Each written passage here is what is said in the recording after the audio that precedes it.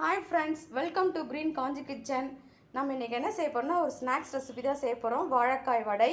வாழைக்காய் வடை செய்யறதுக்கான தேவையான பொருட்கள்லாம் பார்த்துக்கலாம்.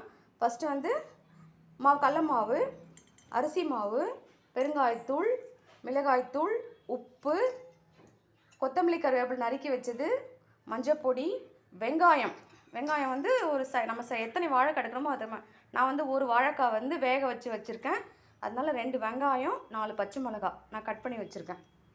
சரி வாங்க நம்ம எப்படி செய்யறதுன்னு பார்க்கலாம். இப்போ வந்து நம்ம வாழைக்காவை தோல் உரிச்சிக்கலாம். வேக வச்சு வாழைக்காவை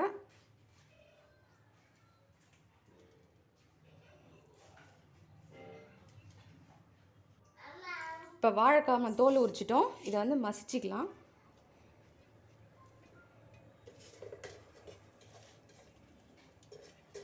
நல்லா மசிச்சுக்கோங்க.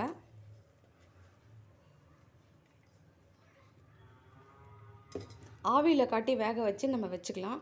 தண்ணி ஊற்றினா கொல கொலன்னு ஆகிடும் நமக்கு. அதனால் ஆவியில் காட்டி வேக வச்சு இப்படி மசிச்சுக்கோங்க.